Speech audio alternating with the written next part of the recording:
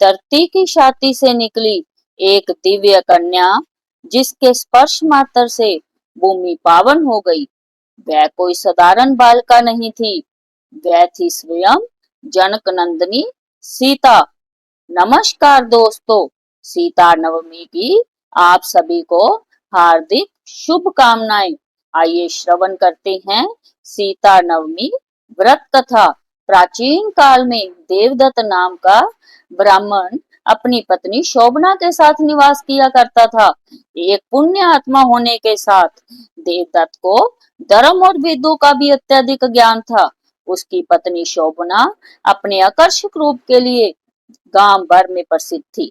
ब्राह्मण देवता अपना घर चलाने के लिए एक गांव से दूसरे गांव जाकर भिक्षा मांगते थे। उनके पीठ पीछे उनकी पत्नी शोभना दूसरे पुरुषों की कुसंगत में पड़ गई थी। अपने पति के साथ छल कपट करके वह व्यभिचार के दलदल में फंस गई। धीरे धीरे पूरे गांव को शोभना के इस दुष्कर्म के बारे में पता लग गया। अपने ही पति को धोखा देने के लिए गांव के सभी लोग उसकी निंदा करने लगे। इस बात पर क्रोधित होकर शोभना ने पूरे गांव को आग लगा दी और वह स्वयं भी उस अग्नि से बच न सकी और उसमें जलकर मर गई। इन कुकर्मों की सजा शोभना को अगले जन्म में भुगतनी पड़ी। पति के साथ छल करने की वजह से उसका जन्म चंडाल के घर में हुआ और वह चंडालनी कहलाई। मानवता की सभी सीमाओं को लांघकर पूरे गांव को आग के हवाले करने वाली शोभना को अपने अगले जन्म में गरीबी, कुष्ठ रोग और अंधेपन समेत कई परेशानियों से जूझना पड़ा। दरिद्र होने के कारण वह भोजन के लिए एक नगर से दूसरे नगर तक भटकती थी। एक दिन भोजन की तलाश में भटकते भटकते वह कौशलपुरी पहुंच गई।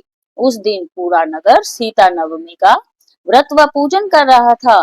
भूख से व्याकुल और रोगों से पीड़ित उस दुखियारी ने वहां के लोगों से भोजन देने की गुहार लगाई।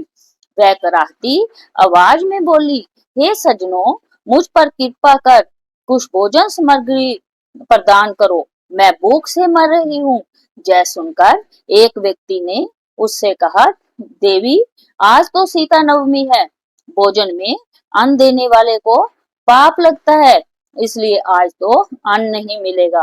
कल व्रत के पारण के समय आना, तब भर पेट प्रसाद मिलेगा। परंतु वह चंडालनी नहीं मानी और जोर जोर से चिल्लाने लगी। अधिक कहने पर भक्त ने उसे तुलसी एवं जल प्रदान किया, जिसे ग्रहण करके वह उस जगह से चली गई। कुछ दूर जाने पर ही उसकी मृत्यु हो गई, लेकिन उसके साथ ही अनजाने में उससे सीता नवमी का व्रत पूर्ण हो गया। व्रत पूरा करने पर दया और प्रेम की मूर्त देवी सीता ने उसे उसके सभी पापों से मुक्ति दे दी। सीता माता की कृपा से उसे स्वर्ग की प्राप्ति हुई, जहां उसने अनंत वर्षों तक आनंद पूर्वक अपना समय व्यतीत किया। इसके बाद वह अगले जन्म में कामरूप देश के महाराजा जय सिंह की महारानी कामकला के रूप में प्रख्यात हुई।